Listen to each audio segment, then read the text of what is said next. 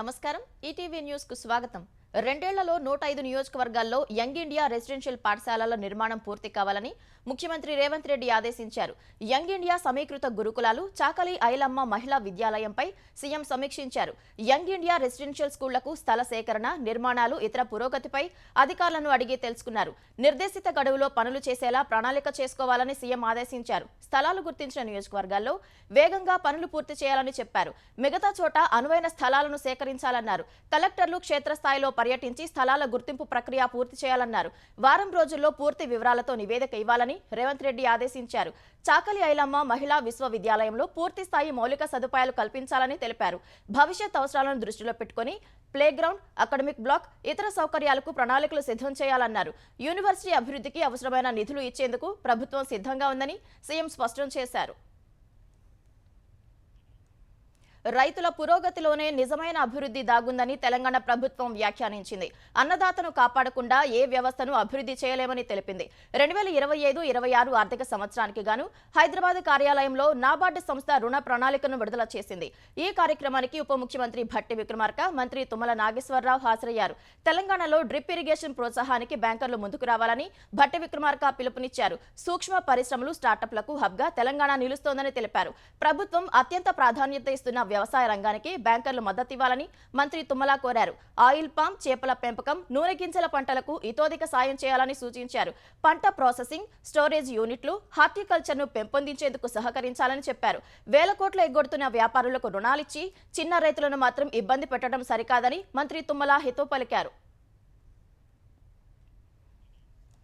వచ్చే స్థానిక సంస్థల ఎన్నికల్లో యువత ఎక్కువగా పాల్గొనాలని సీఎం రేవంత్ రెడ్డి పిలుపునిచ్చారు. పార్టీ కోసం పోరాడిన అందరికీ స్థానిక సంస్థల ఎన్నికల్లో టికెట్లు ఇస్తామని స్పష్టం చేశారు. హైదరాబాద్ గాంధీ భవన్లో యువజన కాంగ్రెస్ నేతల ప్రమాణ స్వీకార కార్యక్రమానికి సీఎం హాజరయ్యారు. ప్రభుత్వ సంక్షేమ కార్యక్రమాలను ప్రజల్లోకి తీసుకెళ్లాల్సిన బాధ్యత యూత్ కాంగ్రెస్ పై ఉందని రేవంత్ రెడ్డి దిశానిర్దేశం చేశారు. పార్టీలో కష్టపడితే తప్పకుండా ఫలితం ఉంటుందన్న సీఎం గల్లీ నుంచి పోరాడితేనే ఢిల్లీ వరకు ఎదిగే అవకాశం వస్తుందని సూచించారు. కేవలం డబ్బులతోనే రాజకీయాల్లో విజయం సాధించలేమని, ప్రజల్లో ఉండి సమస్యలపై పోరాడితేనే ప్రజలు ఆదరిస్తారని రేవంత్ రెడ్డి వివరించారు. గుమ్మడిదలను మరో లగచర్లగా మార్చొద్దని సీఎం రేవంత్ రెడ్డికి మాజీ మంత్రి హరీష్ రావు విజ్ఞప్తి చేశారు. సంగారెడ్డి జిల్లా గుమ్మడిదలలో డంప్ యార్డును వ్యతిరేకిస్తూ ఆందోళన చేపట్టిన స్థానికులకు బీఆర్ఎస్ తరపున ఆయన మద్దతు పలికారు. తక్షణమే డంపింగ్ యార్డు ఏర్పాటును రద్దు చేయాలని హరీష్ రావు డిమాండ్ చేశారు. ఎయిర్ ఫోర్స్ అకాడమీ కూడా డంపింగ్ యార్డును వ్యతిరేకించిందన్న ఆయన కాంగ్రెస్ సర్కార్ ఎందుకు పట్టుదలకు పోతోందని ప్రశ్నించారు. ప్రజలకు ఇబ్బందులు లేని చోట డంపింగ్ యార్డు ఏర్పాటు చేయాలని ప్రభుత్వానికి సూచించారు. గుమ్మడిదల సమస్యలపై అసెంబ్లీలో ప్రభుత్వాన్ని ప్రశ్నిస్తామని స్థానికులకు హరీష్ రావు హామీ ఇచ్చారు. తెలంగాణ హైకోర్టు శాశ్వత న్యాయమూర్తులుగా 3 న్యాయమూర్తులు ఇవాళ ప్రమాణం చేశారు. ఇప్పటి వరకు హైకోర్టు అదనపు జడ్జిలుగా పనిచేస్తున్న జస్టిస్ లక్ష్మీనారాయణ, జస్టిస్ సుజన, జస్టిస్ అనిల్ కుమార్ ఇవాళ శాశ్వత న్యాయమూర్తులుగా ప్రమాణం చేశారు. 3 న్యాయమూర్తులతో తాత్కాలిక సీజే జస్టిస్ సుజయ్ పాల్ ప్రమాణం చేయించారు. వైసీపీ నేత వల్లభనేని వంశీ అరెస్టు విషయంలో కర్మ సిద్ధాంతం కనిపిస్తుందని ఏపీ హోంమంత్రి అనిత అన్నారు. డీజీపీ అపాయింట్మెంట్ ఇవ్వలేదని చెబుతున్న వైసీపీ నేతలు ఈ 8 నెలల్లో డీజీపీని ఎన్నిసార్లు కలిశారని ప్రశ్నించారు.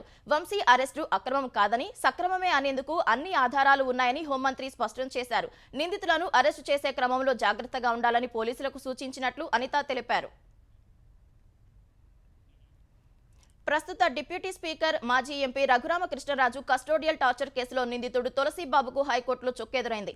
ఆయన దాఖలు చేసిన బెయిల్ పిటిషన్ను కోర్టు కొట్టివేసింది. ఈ పిటిషన్పై ఇటీవల విచారణ జరిపిన కోర్టు తీర్పు రిజర్వ్ చేసింది. ఇవాళ బెయిల్ పిటిషన్ కొట్టివేస్తూ తీర్పు ఇచ్చింది. తులసిబాబు ప్రస్తుతం గుంటూరు జిల్లా జైలులో రిమాండ్ ఖైదీగా ఉన్నారు. అన్నమయ్య జిల్లా గుర్రంకొండ పేరంపల్లెలో ఓ ప్రేమోన్మాది ఘాతుకానికి పాల్పడ్డాడు. ప్రేమించిన యువతికి మరో వ్యక్తితో వివాహం నిశ్చయించారనే కక్షతో ఓ యువకుడు ఆమె తలపై కత్తితో పొడిచి యాసిడ్తో దాడి చేశాడు. బాధితురాలని మదనపల్లె ప్రభుత్వాసుపత్రికి తరలించారు. అనంతరం మెరుగైన వైద్యం కోసం ఆమెను బెంగళూరుకు తరలించారు. యువతికి ఏప్రిల్ 29న మరో వ్యక్తితో వివాహం జరగనున్న వేళ ఈ ఘటన జరిగింది. ఈ ఘాతుకానికి పాల్పడిన వ్యక్తిని మదనపల్లెలోని అమ్మ చెరువు మిట్టకు చెందిన గణేష్ గా గుర్తించిన పోలీసులు అతడిపై కేసు నమోదు చేసి దర్యాప్తు చేస్తున్నారు. అనంతరం గణేష్ ఆత్మహత్యాయత్నం చేసినట్లు తెలుస్తోంది. ఈ ఘటనపై తీవ్ర ఆందోళన వ్యక్తం చేసిన సీఎం చంద్రబాబు, విద్యాశాఖ మంత్రి నారా లోకేష్ ఆమెకు మెరుగైన వైద్య సాయం అందించి అండగా నిలుస్తామన్నారు. అత్యంత అమానవీయంగా వ్యవహరించిన సైకోను కఠినంగా శిక్షిస్తామని తెలిపారు. భవిష్యత్తులో మరొకరిపై ఇలాంటి దాడులు జరగకుండా పోలీసు యంత్రాంగం చర్యలు చేపట్టాలని చంద్రబాబు ఆదేశించారు.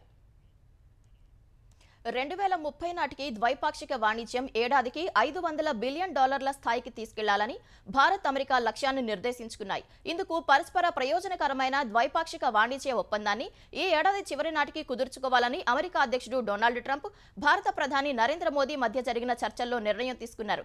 గతేడాది ఇరు దేశాల మధ్య $130 బిలియన్ వాణిజ్యం జరిగింది. భారత్తో అమెరికాకు వాణిజ్య లోటు $45 బిలియన్ నమోదైంది. వాణిజ్య లోటును తగ్గించేందుకు తమ దేశం నుంచి మరింత ముడి చమురు, గ్యాస్ను కొనుగోలు చేయాలని ట్రంప్ ప్రతిపాదించగా మోదీ అంగీకరించారు. ఇంధన భద్రతను దృష్టిలో పెట్టుకుని అమెరికా నుంచి చమురు, గ్యాస్ కొనుగోళ్లను పెంచుతామని మోదీ తెలిపారు.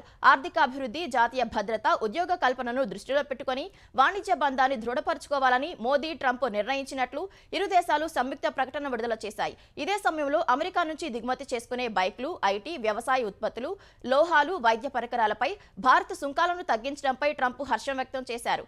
మామిడి, దానిమ్మ ఎగుమతులు పెంచడానికి అమెరికా తీసుకుంటున్న చర్యలను మోదీ స్వాగతించారు. ఒకవైపు పాకిస్తాన్, మరోవైపు చైనా సరిహద్దుల్లో ముప్పు పొంచిన వేళ భారత రక్షణ రంగాన్ని మరింత బలోపేతం చేసే ప్రకటన వెలువడింది. గగనతల రక్షణలో గేమ్ చేంజర్ గా భావిస్తున్న అధునాతన F-35 యుద్ధ విమానాలను భారత్కు అమ్మేందుకు సిద్ధంగా ఉన్నట్లు అమెరికా తెలిపింది. శ్వేత సౌధంలో ప్రధాని నరేంద్ర మోదీతో భేటీ తర్వాత అమెరికా అధ్యక్షుడు డొనాల్డ్ ట్రంప్ ఈ మేరకు ప్రకటన చేశారు. ఈ ఏడాది నుంచే భారత్కు మిలిటరీ ఉత్పత్తుల విక్రయాలను పెంచుతామన్న ట్రంప్ F-35 స్టెల్త్ ఫైటర్ జెట్లను భారత్కు విక్రయించేందుకు సిద్ధమన్నారు.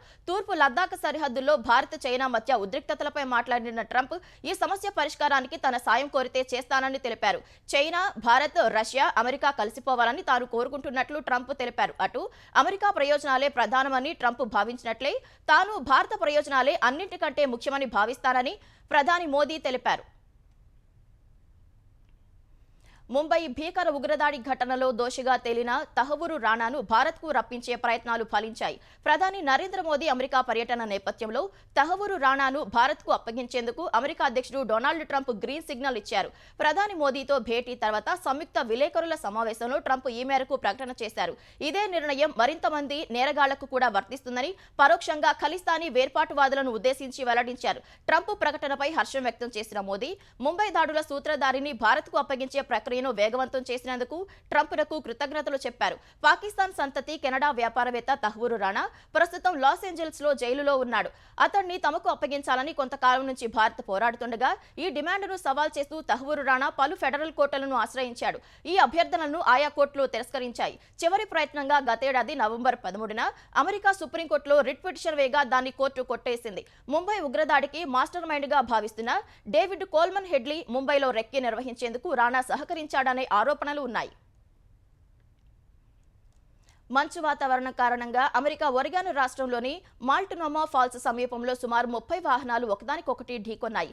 ఈ ఘటనలో పలువురికి గాయాలయ్యాయి. హుటాహుటిన ఘటనా స్థలికి చేరుకున్న సహాయ సిబ్బంది ఆయా వాహనాల్లో చిక్కుకున్న వారిని బయటకు తీశారు. తొలుత 100 కార్లు ఒకదానికొకటి ఢీకొన్నట్లు తెలిపిన అధికారులు తర్వాత సుమారు 30 వాహనాలు మాత్రమే ఉన్నాయని ధృవీకరించారు. ఓ కారులో మంటలు చెలరేగాయని, అందులోని ప్రయాణికులు వెంటనే బయటకు రావడంతో ప్రాణాపాయం తప్పిందని చెప్పారు. అమెరికా మిసిసిపి రాష్ట్రం కొలంబియా పట్టణంలో ఓ టోర్నడో బీభత్సం సృష్టించింది. సుడిగాలి తీవ్రతకు ఓ పారిశ్రామిక భవనం పైకప్పు ఎగిరిపోయింది. చాలా వరకు ఇళ్లు ధ్వంసమయ్యాయి. శిథిలాలు టోర్నడో సహా గాలిలో చాలా దూరం కొట్టుకుపోయాయి. ఈ టోర్నడో వల్ల ప్రాణ నష్టం గానీ, తీవ్ర గాయాలైన ఘటనలు గానీ నమోదు కాలేదని అధికారులు తెలిపారు. ప్రముఖ నటుడు తమిళగ వెట్రి కళగం టీవీకే అధినేత విజయ్ కు కేంద్ర హోంశాఖ వై కేటగిరీ భద్రతను కల్పిస్తూ ఉత్తర్వులు జారీ చేసింది. పొంచి ఉన్న ముప్పు దృష్ట్యా ఈ భద్రతను కల్పించింది. ఇందులో భాగంగా 8 మంది సిఆర్పీఎఫ్ సిబ్బంది, 1-2 కమాండోలు, పలువురు పోలీసులు నిరంతరం విజయ్ కు భద్రత కల్పిస్తారు. 1 లేదా 2 వాహనాలు ఎస్కాట్ గా ఉంటాయి. విజయ్ కు కేవలం తమిళనాడులోనే ఈ భద్రత ఉంటుందని కేంద్ర హోంశాఖ స్పష్టం చేసింది. 2026లో తమిళనాడు అసెంబ్లీకి జరిగే ఎన్నికల బరిలో దిగుతామని పార్టీని ప్రారంభించినప్పుడే విజయ్ ప్రకటించారు. ప్రజాక్షేత్రంలో ఉండేవారికే కేంద్ర హోంశాఖ భద్రత కల్పిస్తుంది. ఈ నేపథ్యంలోనే విజయ్ కి వై కేటగిరీ భద్రత కేటాయించినట్లు తెలుస్తోంది.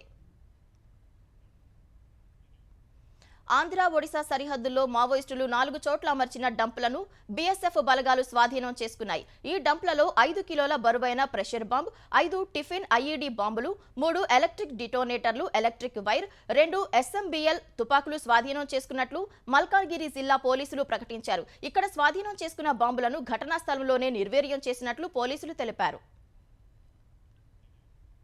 తెలంగాణలో కలకలం రేపిన ఫోన్ ట్యాపింగ్ కేసులో నిందితుడు ప్రణీత్ రావుకు నాంపల్లి కోర్టు బెయిల్ మంజూరు చేసింది. ఈ కేసులో మాజీ అదనపు ఎస్పీలు భుజంగరావు, తిరుపతన్న, మాజీ డీసీపీ రాధాకిషన్ రావు ఇప్పటికే బెయిల్పై విడుదలయ్యారు. ఇప్పుడు ప్రణీత్ రావుకు బెయిల్ మంజూరు చేసిన నాంపల్లి కోర్టు ₹1,00,000తో కూడిన 2 పూచీకత్తులు సమర్పించాలని ఆదేశించింది. గుంటూరు జీజీహెచ్లో అధికారుల ఉదాసీనత మరోసారి బయటపడింది. ఏపీలో ప్రభుత్వం మారి 8 నెలలు గడుస్తున్నా అప్పటి సీఎం జగన్ ఫోటోలు, అప్పటి ప్రభుత్వ పథకాల బోర్డులను అలాగే కొనసాగిస్తున్నారు.